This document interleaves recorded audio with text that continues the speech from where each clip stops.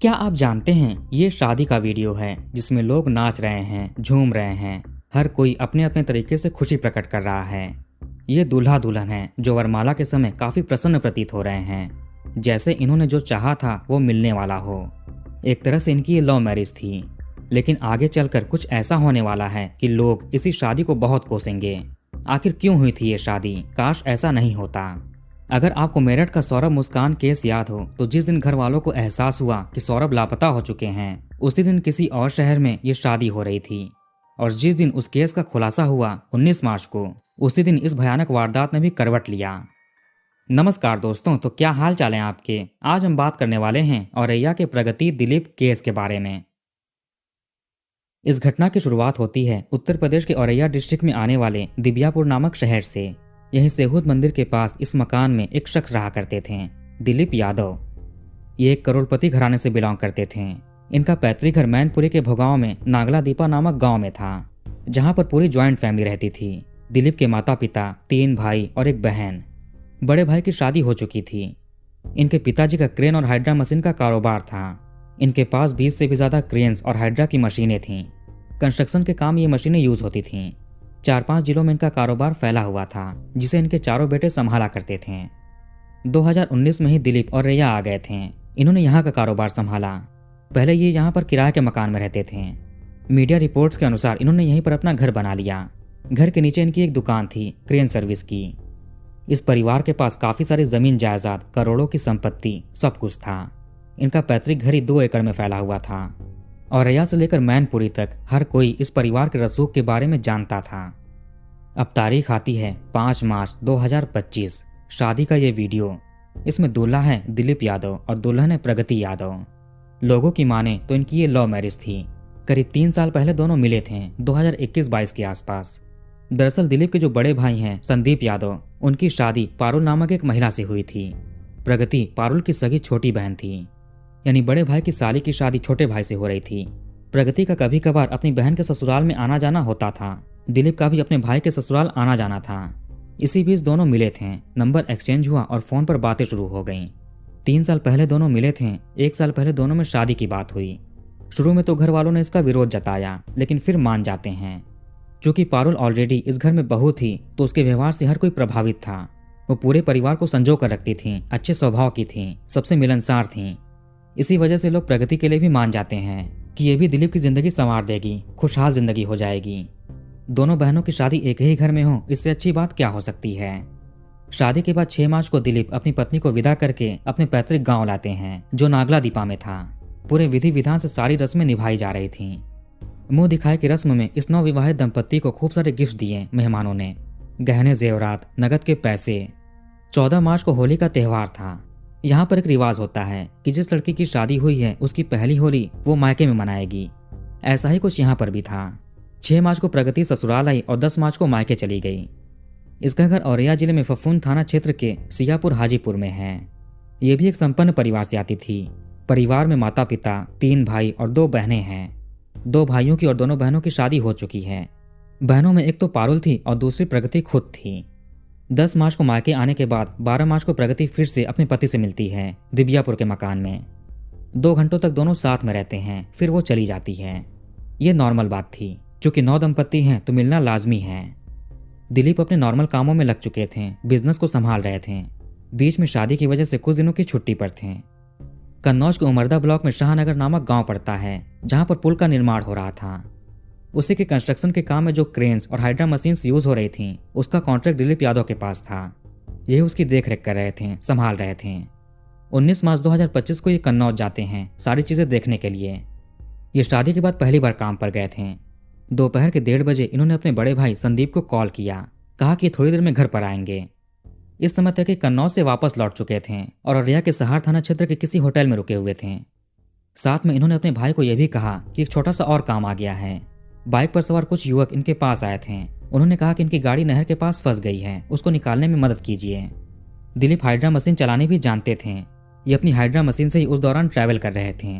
उस समय वो बाहर खड़ी थी। इन्होंने सोचा कि उनकी मदद कर देनी चाहिए। भाई भाई में ये सब बातें होने के बाद कॉल कट जाता है। अब कुछ घंटों के बाद वापस से संदीप के फोन पर दिलीप के नंबर से कॉल गया।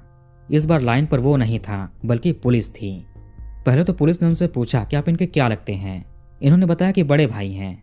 फिर पुलिस कहती है कि आप जल्दी से बिधुना के सीएससी हॉस्पिटल आ जाइए, आपके भाई को कुछ हुआ है। ये सुनते ही भाई के पैरों तले जमीन खिसक जाती है। आखिर हुआ क्या? अभी कुछ देर पहले तो दिलीप से बात हुई थी। फौरन ही भाई कुछ लोगों के साथ हॉस्पिटल पहुंचे। पता चला कि दिलीप सहार थाना क्षेत्र के पालिया गांव में एक गेहूं के खेत के पास बेसुध हालत में पड़े हुए थे। दोपहर में जब कुछ ग्रामीण खेतों में काम करने के लिए आए तो उन्होंने औंधे मुंह दिलीप को देखा था जमीन पर। इनके कपड़ों पर कुछ रक्त लगे हुए थे, चोट के निशान थे। फौरन ही शोर मचाया जाता है। गांव के बाकी लोग आते हैं। पुलिस को कॉल किया गया। पता चला कि उस दौरान दिलीप की सांसें चल रही थीं, तो इन्हें फौरन ही हॉस्पिटल लाया गया बिधुना के। सभी लोग समझ रहे थे कि यहाँ पर दिलीप के साथ कोई हादसा हुआ है, शायद सड़क हादसा हुआ हो। इनकी शादी को केवल 15 दिन ही हुए थे। घर में खुशियों का माहौल था, जो अब दुख के माहौल में बदल गया। परिवार के बाकी लोग भी दिलीप को देखने के लिए आते हैं। हालत गंभीर थी। सभी लोग इसे हादसा ही मानकर चल रहे थे। यहाँ मामला संभला नहीं तो दिलीप को सैफई मेडिकल कॉलेज में रेफर किया गया। प्रगति को भी जब अपने पति की सूचना मिली तो वो भी भागकर सैफई पहुंची। सैफई में भी हालत में सुधार नहीं होता है। फिर दिलीप को मध्य प्रदेश के ग्वालियर ले जाया गया। सभी लोग इन्हें लेकर भाग दौड़ कर रहे थे। पत्नी भी साथ साथ परेशान थी। ग्वालियर तक ये भी गई थी।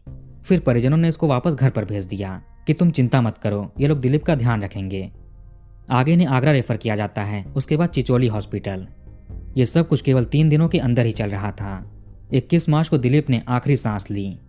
इस चीज ने पूरे परिवार को बिल्कुल स्तब्ध कर दिया था। आखिर ये सब कैसे हो गया?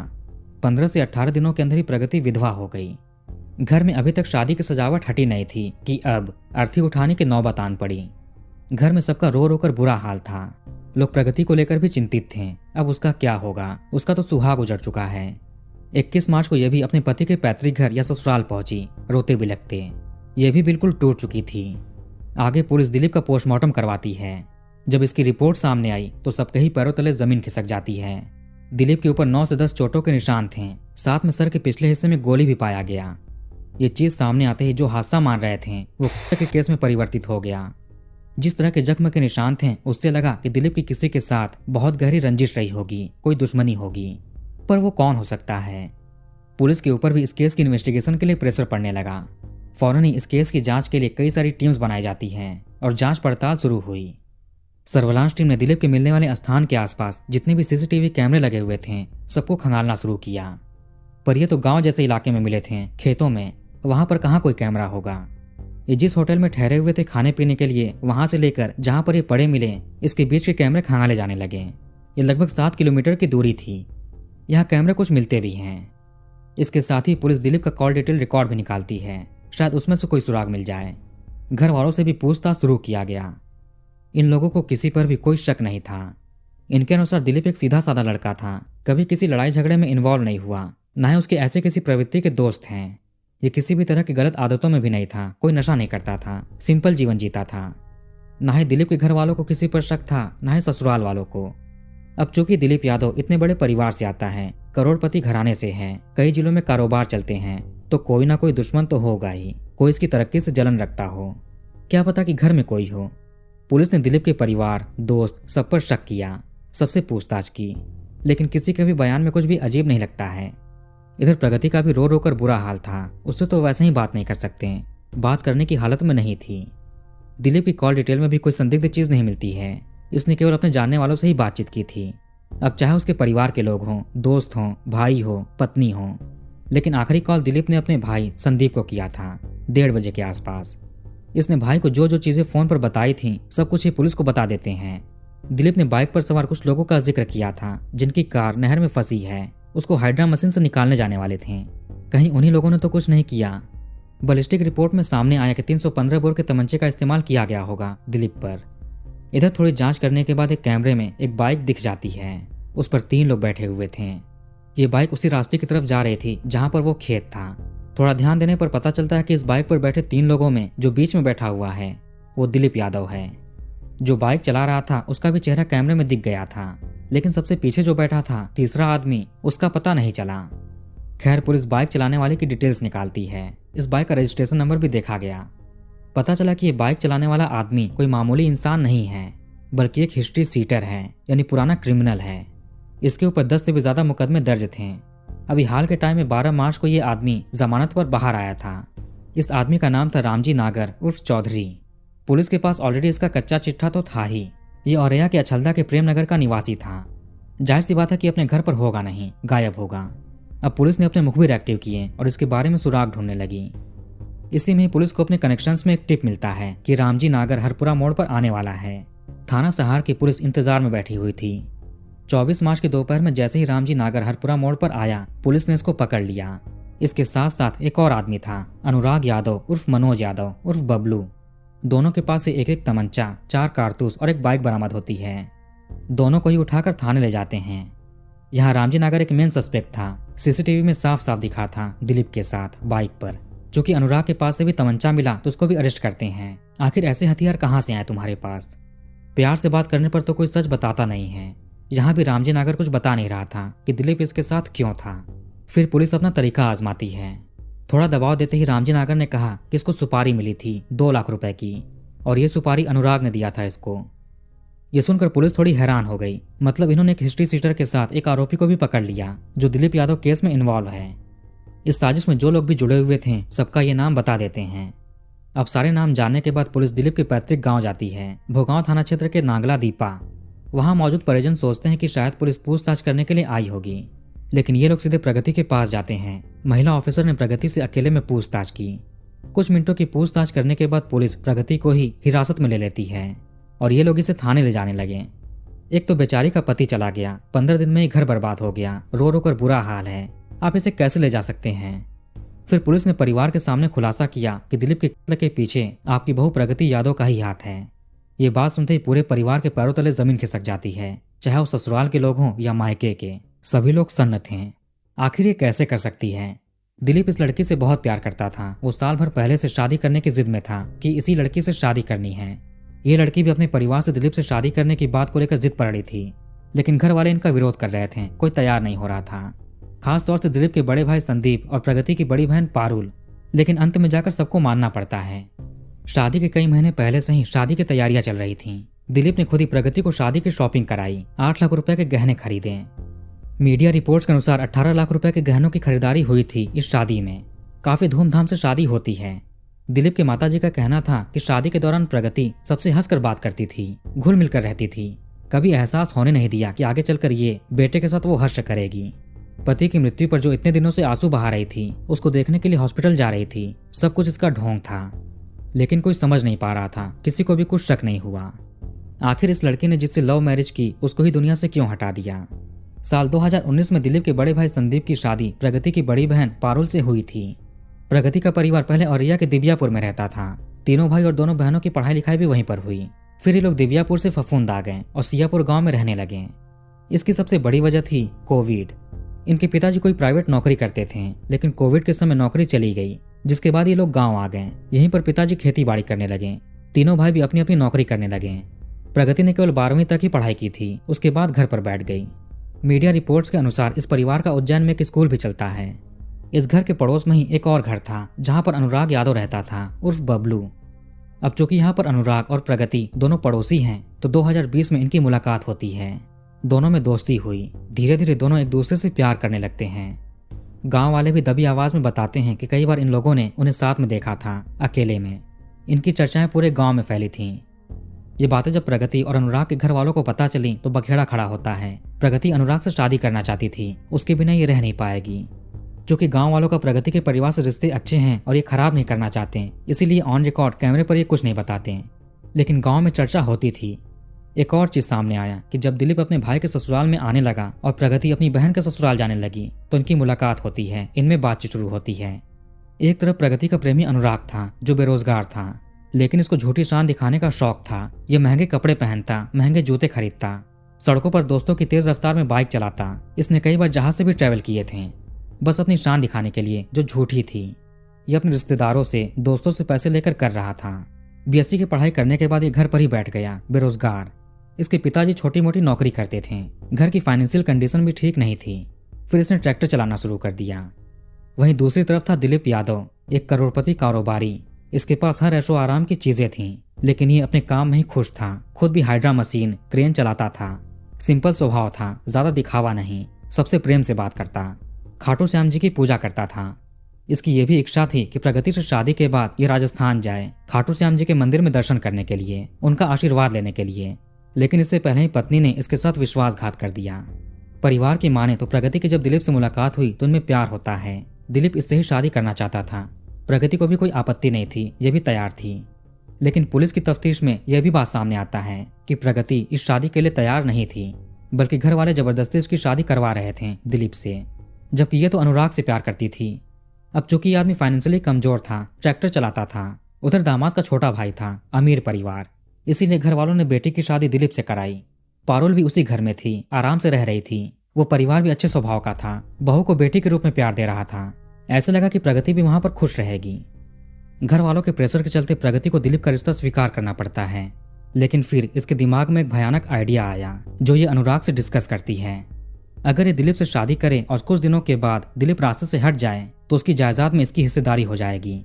चूंकि ये विधवा भी हो चुकी होगी और कोई भी विधवा से शादी करना नहीं चाहता, फिर तुम सामने आना और शादी कर लेना।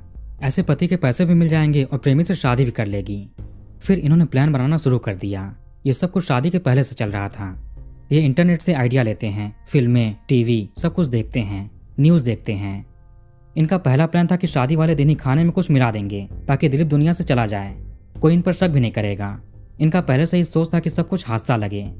अनुराग ने शादी से पहले प्रगति को जहरीला पदार्थ लाकर दे दिए, लेकिन फिर ये प्लान फेल हो जाता है क्योंकि वो पदार्थ ऐसा था जिसमें से अजीब सी दुर्गंध आ रही थी। अगर खाने में मिला दिया तो दुर्गंध और भी बढ़ जाएगी, फिर दिलीप खाएगा नहीं और हो सकता है कि लोगों को भी शक हो जाए और शादी में कहाँ खाने में कुछ मिलाने का मौका मिलेगा। फिर इसके बाद शादी होती है। प्रगति सबके सामने अच्छी सी एक्टिंग कर रही थी। फिर ये होली के त्यौहार के लिए 10 मार्च को वापस मायके आई। फिर मौका देकर ही अनुराग से मिलती है। आगे के प्लान के बारे में बात हुई, क्या करना है, कैसे रास्ते से हटाना है। प्रगति को मुंह दिखाई की रस्म में शगुन के तौर पर 1 लाख रुपए नगद मिले थे। कहा कि ऐसे आदमी का इंतजाम करो जो सुपारी लेकर सारी घटना को अंजाम दे सके। अनुराग का ममेरा भाई था दुर्लभ यादव उर्फ पिंटू। एक और कजन था चमरोहा गांव का प्रधान रामू यादव। दुर्लभ का ही जानकार था रामजी नागर, वो कॉन्ट्रैक्ट लेने वाला। 12 मार्च को ये जेल से छूटा था। इसको कुछ मुकदमों के लिए पैसों की जरूरत थी। इसने 2 लाख रुपए की डिमांड रखी। 1 लाख तो ऑलरेडी प्रगति ने दे दिए थे। अनुराग भी 1 लाख रुपए का इंतजाम करता है। इसने अपने कजन चमरोहा प्रधान रामू यादव से इंतजाम कराया। डील फिक्स होती है। घटना को ऐसे अंजाम देना था कि हादसा लगे। दुर्लभ पैसों की लालच में इसमें जुड़ा था। रामजी नागर और दुर्लभ इसमें ये अपने और साथियों को शामिल करते हैं। दुर्लभ का चचेरा भाई शिवम, रामजी नागर का दोस्त बलदेव और राहुल। 17 मार्च को प्रगति अपने घर पर मौसी से मिलने जाने की बात कहकर घर से निकलती है और ये अनुराग से मिलने के लिए होटल में गई। वहां पर इन्होंने सारी प्लानिंग की, सबका रोल क्या क्या होगा, क्या काम करेंगे। इन्होंने आपस में डिसाइड किया कि ये सारे कॉल्स, मैसेजेस सब कुछ व्हाट्सएप पर ही करेंगे। प्रगति का काम था लोकेशन बताना कि इसका पति कहाँ पर है। इसके लिए हर समय ये अपने पति से फोन पर बात करती थी, पूछती कि कहाँ हो, इसको तुम्हारी याद आ रही है इसलिए बार बार कॉल कर रही है। 19 मार्च को पहली बार दिलीप घर से बाहर जाने वाला था, कन्नौज जाने वाला था जहाँ पर काम चल रहा था। इसने पत्नी को नॉर्मली बता दिया। उधर सभी बदमाश भी तैयार होते हैं। पत्नी को जब पता चला कि दिलीप बेला नामक जगह पर रुका हुआ है तो इसने अनुराग को बताया। इसके बाद अनुराग बेला में रामजी नागर और दुर्लभ को लेकर जाता है, दिलीप की पहचान करवाता है। फिर अनुराग वहां से चला गया। दुर्लभ और रामजी नागर दिलीप का पीछा करने लगे। बाकी शिवम और राहुल दूसरी बाइक से पटना नहर के पास थे। जब दिलीप खाना खाने के लिए होटल में जाता है तो वहीं पर रामजी नागर और दुर्लभ पहुंचते हैं। इन्होंने उससे कहा कि इनकी कार नहर में फंस गई है, उसको चलकर निकाल दो, मदद कर दो। यह भी कहता है कि नहर के पास बिजली के खंभे लगाने हैं, पहले हमारे साथ लोकेशन चलकर देख लो, फिर हाइड्रा लेकर आ जाना, ज्यादा दूर नहीं है। इसके बाद इन्होंने दिलीप को बाइक पर बिठाया और 7 किलोमीटर दूर उस खेत में ले गए। वहां पर बाकी बदमाश भी आ गए थे। इन्होंने वहां पर मारपीट की, तमंचे के हैंडल से मारपीट की, हाथापाई होती है। यहाँ पर दिलीप अकेले ही सबका सामना कर रहा था और भारी भी पड़ रहा था। अभी लोग क्या करें, कैसे काम को अंजाम दें। फिर दुर्लभ ने अपना होश खो दिया और तमंचे का इस्तेमाल किया। दिलीप गिर जाता है। सबको लगा कि इसकी मृत्यु हो चुकी है। फिर ये लोग वहां से भाग गए। थोड़ी देर के बाद ग्रामीण वहां पर आते हैं और दिलीप को देखते हैं, जिसकी सांसें चल रही थीं। गोली की वजह से ही सबको का संदेह हुआ, वरना लग रहा था कि हादसा है। पुलिस को प्रगति ने अपना मोटिव बताया कि जबरदस्ती शादी करना पड़ा था, इस चीज से ये खुश नहीं थी, इसीलिए सारी प्लानिंग की। मगर ये सब कुछ भी इसका दिखावा था। अगर ये पकड़ी भी जाए तो कैसे क्या बोलना है, कैसे इल्जाम दूसरों पर देना है, ये सब कुछ इसने सोच रखे थे। ये सारा इल्जाम अपने घर वालों पर मरना चाहती थी कि जबरदस्ती इच्छा के विरुद्ध शादी कराई। अगर घर वाले अनुराग से शादी करवाते तो दिलीप जीवित होता। लेकिन फिर असली सच्चाई बाहर आती है। जब प्रगति अपनी बहन के ससुराल जाने लगी तो वहाँ के रहन सहन को देखकर ये प्रभावित होती है। इसने इसके बारे में अनुराग को बताया। कथित तौर पर ये लोग 3 साल पहले से ही प्लानिंग कर रहे थे। साजिश के तहत प्रगति ने ही दिलीप को फंसाया था प्रेम जाल में, ताकि ये उससे शादी कर सके, फिर उसको रास्ते से हटाकर उसकी प्रॉपर्टी अपने नाम करा ले। जब प्रॉपर्टी अपने नाम हो जाएगी तो अनुराग से शादी करेगी, फिर कोई कुछ नहीं कर सकता। इसीलिए प्रगति घर वालों से दिलीप से शादी करने की जिद कर रही थी। पहले तो अनुराग के लिए जिद किया था, फिर जब दिलीप आया तो उसके लिए जिद किया। लेकिन इन सब चीजों के बारे में दिलीप को कुछ भी पता नहीं था। कहीं ना कहीं बहन पारुल और जीजा संदीप जानते थे, इसीलिए वो दिलीप का विरोध करते थे कि शादी मत करो इससे। लेकिन दिलीप को तो प्यार हो चुका था, वो जिद पर अड़ा हुआ था। प्रगति भी साजिश के तहत इससे प्यार भरी बातें करती थी, जिसके चलते ये सबके विरुद्ध हो गया था। फिर आगे इसके साथ विश्वासघात होता है। एक हंसता खेलता परिवार बिखर गया। घटना को अंजाम देने के बाद सभी आरोपी पैसे लेने के लिए अनुराग के पास गए। उसने कुछ पैसे दे भी दिए। अब रामजी नागर सभी साथियों को पेमेंट करता है, लेकिन इसके खुद के हिस्से में केवल 500 रुपए आए। इसने बाकी पैसे मांगे, कहा कि कुछ दिनों के बाद ले लेना। 24 मार्च को अनुराग रामजी नागर को लेकर हरपुरा गया। वहां पर रामू यादव पैसे लेकर आने वाला था इसको देने के लिए, लेकिन इससे पहले ही पुलिस इन दोनों को पकड़ लेती है। 27 मार्च को पुलिस शहबाजपुर बंबा के पास चेकिंग कर रही थी, तभी बाइक पर सवार 2 लोग वहां पर आते हैं। पुलिस को देखते ही बाइक मोड़कर भागने लगे। इससे पुलिस को इन पर संदेह होता है, ये उनका पीछा करते हैं, लेकिन उन्होंने पुलिस पर तमंचे का इस्तेमाल किया। फिर पुलिस भी जवाबी कार्रवाई करती है। पता चला कि ये दुर्लभ यादव और शिवम यादव हैं। इन्हें हॉस्पिटल ले जाया गया इलाज के लिए, फिर जेल भेज देते हैं। दुर्लभ ने भी सुपारी वाली और तमंचे का इस्तेमाल करने वाली बात स्वीकार की। अनुराग के घर में पिताजी और 2 बहनें हैं। पिता छोटी मोटी नौकरी करते हैं, माँ नहीं है। अब अनुराग के जेल जाने के बाद उस परिवार पर आफत आ चुकी है। उनका क्या होगा, कैसे आगे का जीवन कटेगा। पुलिस सभी आरोपियों को अरेस्ट कर चुकी है। इसमें प्रगति मास्टरमाइंड थी। इसको पैसों के लिए शादी करनी थी और प्यार के लिए विधवा होना था। इसने अपने और दिलीप दोनों के परिवार को ऐसा जख्म दिया जिसे वो कभी भूल नहीं पाएंगे। तो वीडियो को यहीं पर खत्म करते हैं और कमेंट करके बताइए कि वीडियो आपको कैसा लगा। इस वीडियो को लाइक और शेयर जरूर करिए और हमारे चैनल को सब्सक्राइब करके बेल आइकन ऑन कर लीजिए। मिलते हैं नेक्स्ट वीडियो में। धन्यवाद।